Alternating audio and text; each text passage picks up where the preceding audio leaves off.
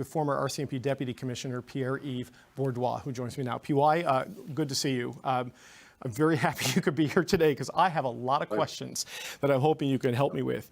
I want to start right with... We'll try. Okay, well, right with the opening statement from the RCMP. They say this is an extraordinary situation that is compelling us to speak about what we have discovered in our multiple ongoing investigations.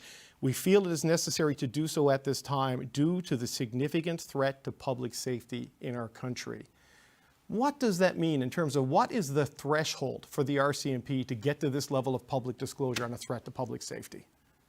Well, to be quite clear, David, I've been in the business for over 50 years, and I was stunned by the announcement because obviously this situation calls for extreme actions by the RCMP to sensitize the public as to this real threat that is affecting, obviously, South Asian communities across Canada. So therefore, this is an exceptional step by the RCMP. The other challenge you have to bear in mind also, David, is that words were being used very carefully because the RCMP is treading a very fine line by making public some of these concerns. Because internally, they also have partners. They're working on ongoing investigations, and they provided some evidence to officials from India without, I am convinced, without providing the full picture of what actually has been uncovered in the past few years in relation to investigations, but also Mr. Najjar's investigation. If you recall, in May of this year, a senior officer from the RCMP indicated that this investigation was still ongoing, and I suspect there's some ramification in today's announcement. They also made very clear in May, PY, you'll recall that they weren't getting the cooperation they were hoping for from the Indian government, and now certainly this has gone to a whole other level. But walk me through the tactical choice of disrupting it. The central allegation here is that the diplomats, including the High Commissioner, who were based here, were collecting information, and it was described to me by a Canadian official as photos, names, associates, pattern of life, the movement of these people, and handing it back to the Indian government. And then that was used, presumably, for the criminal agents who were hired, allegedly, to then find and target these people. So they say they've done this to disrupt it. Kicking the diplomats out, is that the goal here? They've gone public, they've been persona non grata, so they can't do this anymore. What do they mean by disrupting this process? But disrupting, in my opinion, David, means that these diplomats that were actually kicked out were obviously very active in relation to the allegations by the RCMP of extortion and linked to organized crime and making the South Asian community in Canada unsafe. And this was all part of the activity by the RCMP that they've gleaned information to justify the expulsion of these individuals. But of course, they did it trying to link, because it was clear that one of the senior officers of the RCMP over the weekend tried to get a hold of his counterpart on with the Indian law enforcement agencies and was totally unsuccessful. So therefore, they ratcheted up to the next level to deal with government officials. But the fact of the matter is, the expulsion was a clear sign that there were obvious grounds for these expulsion, linking it to probably the illegal activities that these individuals were conducting in our midst. Well, the Indian government says they were informed that their officials were targets, were persons of interest. So they've been officially told they were persons of interest, and hence the request to waive diplomatic immunity so they could be interviewed and be compelled to speak to the police about what they needed. What does that tell you? Persons of interest, and they wanted to interview them without the shield of diplomatic immunity in terms of the RCMP's sense of their direct involvement. Well, I suspect that the evidence that was presented to the government officials of India clearly demonstrated that some of these individuals could have been actively involved in illegal activities in our country, hence the reason why their refusal to grant them to lift this diplomatic immunity. So hence the reason why the RCMP wanted to talk to them, just to confirm, obviously, some of the evidence that they've gleaned in the course of their numerous investigations.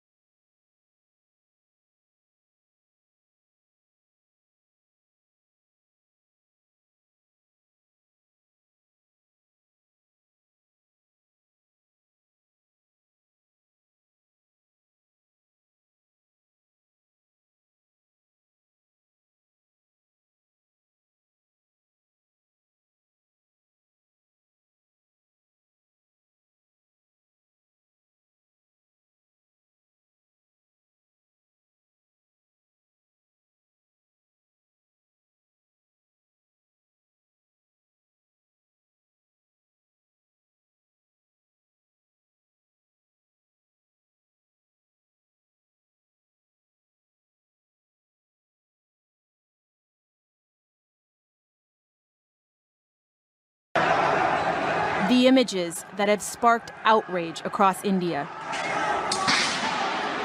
Videos shared on Facebook show a mob descending on a group of Nigerian students. In this shopping mall outside New Delhi, hundreds of attackers used chairs and sticks to hit the Africans. We're using brick to knock the glass, trying to open the door. Me and my brother, just me and my brother, we're trying to draw the door back. It has once again brought attention to discrimination against Africans in India. There have been a string of attacks in recent years. There is a caste system that exists in this society that are oppressing people, even the Dalits. In this country, they have no future, they have no hope. They have been suppressed by the government, by the people, in all aspects. So what about us who are Africans? There's something wrong with being black and being a black-skinned African and black and crime in this country. That sentiment shared among many of India's African immigrants, who hope violence like this won't be repeated. Whitney Hurst, Al Jazeera. Have a listen to this. Being a black, this skin, being a black doesn't make you no less of a human. We are human beings. In fact, in India here, I've seen people who are blacker than me, but they still see me and they call me black. That was Meena recording that comment after one of many attacks in India on Africans. How would you react to her? She's right here in our conversation, Tarun. What would you tell her? My full support to her, and I share her anguish and anger. I'm with her, but to say that the Indians can be racist is the most vicious thing, because we worship black God. Krishna is black, and there can't be racist attacks. There have been many such incidents. One community reacting against other community for certain reasons, economic or just like that, because the criminalized behavior doesn't need any logic. So this incident and the other incidents which have occurred in Noida are condemnable, they are unfortunate, but they must understand that Indians can be anything but racist. Indians aren't we racist. are the victims of racism of the British people for long. India has been the biggest victim just take of a pause racism. for a moment, because I want to go back to our African students who are in our conversation right now. Let me just speak to Sadiq. Tarun, poisonous language. if you're so kind to African students, That's the reason we have been here. So Tarun, we actually got a direct comment reply to you via Twitter. This person says, why are you denying that there's a problem, no matter how big or small? Having the discussion is not spreading there is poison. A problem.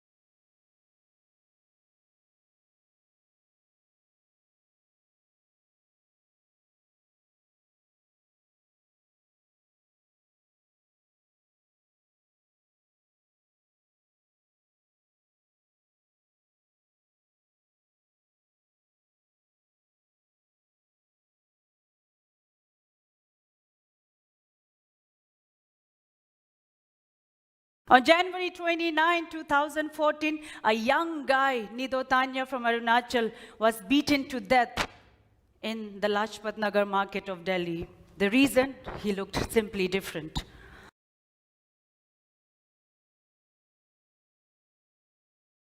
A couple of years later, two similar but parallel incidents took place.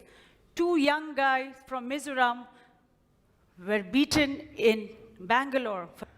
Two students from Nagaland were brutally tortured for hours by local men in Gurgaon to simply teach them a lesson that you don't belong here.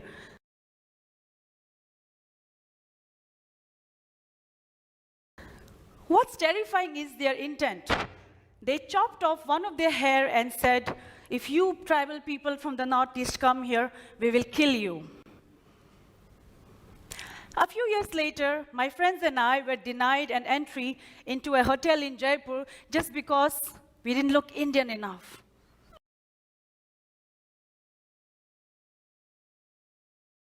A group of students from Assam on their trip to the Taj Mahal were asked to prove their nationality through their passports, and some of them even made to sing national anthem.